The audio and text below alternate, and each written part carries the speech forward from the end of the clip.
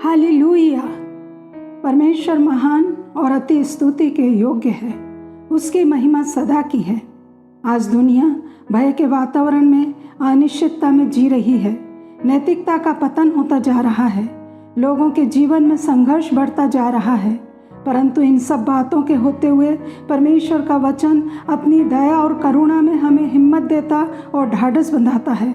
भजन 47 में लिखा है, परमेश्वर यहोवा पृथ्वी का महाराजा है, वो अपने पवित्र सिंहासन पर विराजमान है, जाति जाति पर राज्य करता है।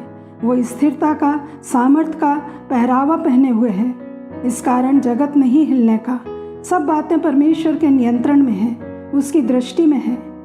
जिस भी परिस्थिति का हम सामना कर रहे हैं, या तो परमेश्वर की महिमा के लिए है या उसकी योजना में है, या हमें ऐसी परिस्थिति में ले जाने के लिए है कि हम परिपक्व, पवित्र और सिद्ध बने। हमारे जीवन में बहुत सी बातें आती हैं ताकि परमेश्वर की महिमा हो, उसकी सामर्थ प्रकट हो और उसके काम हम में प्रकट हों। यूहन्ना 11:3-4 के अनुसार परमेश्वर की महिमा का हमारे जीवन में, हमारे दुख और निराशाओं में, हमारे संघर्षों में प्रकट होना, ये हमारा प्रतिफल होगा। पिछले 2-3 सालों में डर था, भय था, मृत्यु थी।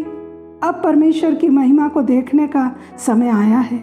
इन सारे दिनों में और पिछले संदेशों में हम मसीह में क्या हैं, ये जानकर आगे बढ़े और यीशु की धार्मिकता, पवित्रता, प्यार, सामर्थ, क्रूस का प्रकाशन पाया। इसके कारण हमारे पाप क्षमा हुए, शाप चले गए, अच्छाइयाँ, भलाइयाँ हमने पाई, धार्मिकता इनाम में मिली।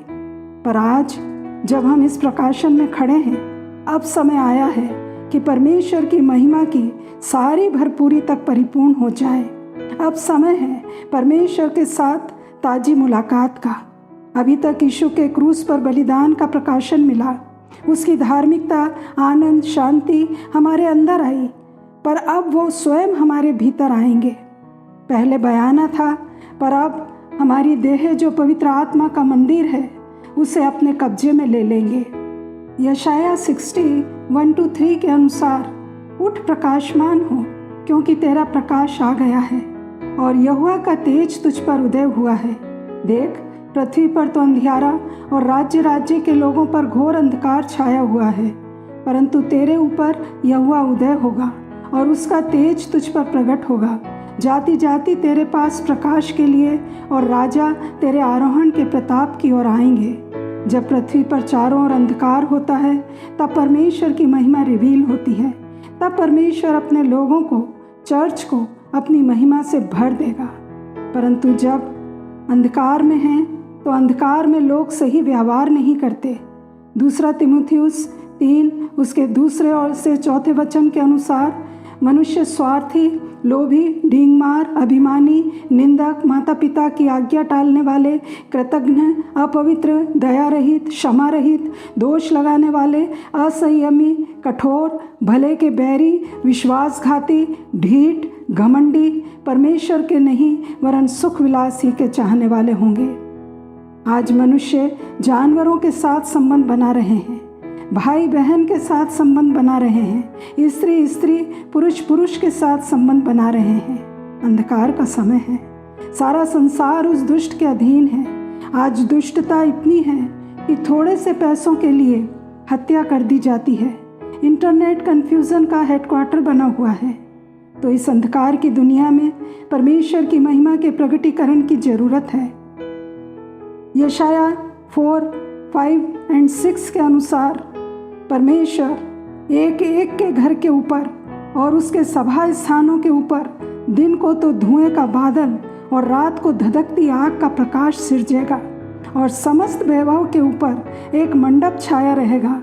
वह दिन को धूप से बचाने के लिए छाया और आंधी, पानी और झड़ी में एक शरण और आड़ होगा।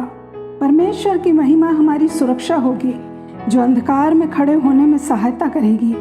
अंधकार की ताकतों की टेंडेंसी यह रहती है कि हमारी पहचान को ख़त्म करें, परंतु उस समय परमेश्वर की महिमा हमें दिशा बताएगी, जो हमारा दिमाग, हमारे विचार, हमारी बुद्धिमानी नहीं बता सकते। जैसे रूथ को बताया कि उसे बोझ के खेत में सिला बीनना है, मूसा और 60 लाख लोगों पर परमेश्वर की महिमा थी, जिसने उनके लिए न केवल समुद्र में से मार्ग बनाया, पर वे उस महिमा के कारण सूखी भूमि पर चलते हुए पार हो गए। क्या मूसा जानता था कि चट्टान में पानी है? पर चट्टान पर मारने को कहा और उसमें से पानी निकला।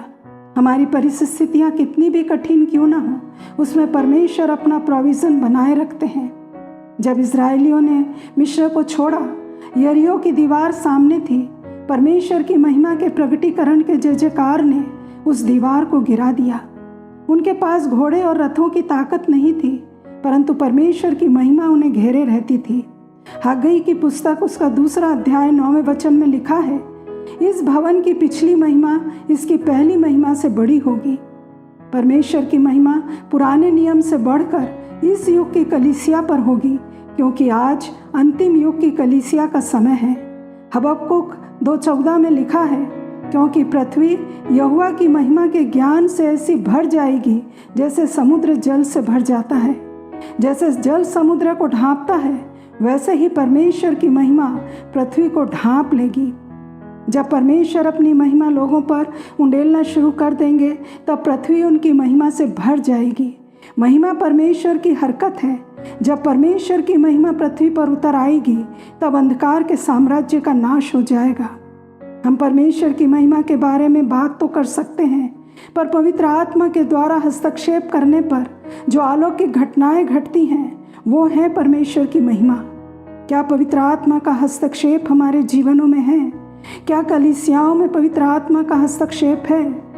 यशाया 66:14 के अनुसार, तुम ये देखोगे और प्रफुल्लित होगे, तुम्हारी हड्डियां घास के समान हरी भरी होंगी, और यहोवा का हाथ उसके दासों के लिए प्रकट होगा और उसके शत्रुओं के ऊपर उसका क्रोध भड़केगा।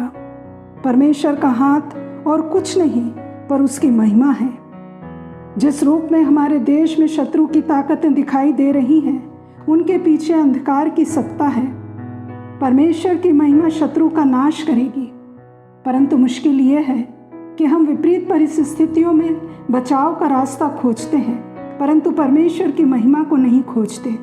यदि विश्वासियों के पास, कलीसिया के पास वचन का प्रकाशन नहीं है, पवित्र आत्मा का प्रकाशन नहीं है, और जो भी प्रकाशन हम सीखते आए हैं, यदि वो नहीं है, तो परमेश्वर की महिमा का प्रगटीकरण नहीं पाएंगे।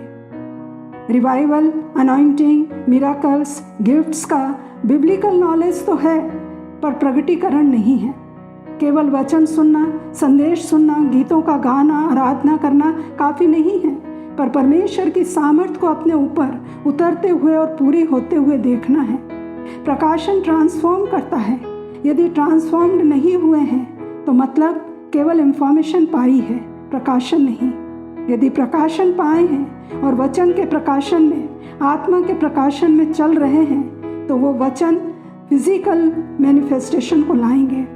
दूसरे के प्रकाशन पर नहीं चल सकते। रिवेलेशन हमारे स्वयं के लिए गाइड है। तो प्रियो, नया चलन आ रहा है। जो परमेश्वर की महिमा को देखेंगे, वो महिमा उनके अंदर से बहेगी। परमेश्वर की उपस्थिति का, उसकी महिमा का प्रगटीकरण हर एक व्यक्ति अनुभव करेगा। घर में, चर्च में, काम करने की जगहों पर परमेश्वर की समीपी को महसूस करेंगे। स्वर्ग नीचे उतर आएगा। जवान लोग संसार की बातों से फिरकर परमेश्वर के पास आएंगे। उन्हें पापों से नफरत होगी। परमेश्वर को दुखी करने वाले कामों को नहीं करेंगे। चर्च उड़ाऊ पुत्र के समान अपने आपे में आ जाएगा। कलीसिया अपना अधिकार ले लेगी। परमेश्वर की महिमा का ज्ञान उस पर ठहर जाएगा। एलिया ने जान लिया कि मैं उठाए जाने पर हूँ, पर अब हमारे लिए भी उठाए जाने का समय आ गया है। पुराने चलन के जाने का और नए चलन के आने का समय आ गया है। क्या हम परमेश्वर की महिमा को अपने कब्जे में लेने के लिए तैयार हैं? तो आइए प्रभु से अनुग्रह को मांगे। प्यारे पिता, जैसा प्रकाशित वाक्य 14:7 में लिखा है, परमेश्वर से डरो और उसकी महिमा करो, क्योंकि उसके न्याय का समय आ पहुंचा है। पिता, आपके भय की हमारे जीवन में ज़रूरत है। आपकी महिमा पाने के लिए अपना हाथ हम पर प्रकट कर दें। आपकी महिमा हमें दें, हमें अनुग्रह दें कि हम आपकी महिमा की खोज करने लगें। हमने आपकी महिमा की खोज नहीं की, आज कलीसिया महिमा को खोजने के बजाय भयभीत हो रही है। दया करें, सहायता करें कि हर एक जन आपको ढूंढे। जब तक यहोवा मिल सकता है उसकी खोज करो।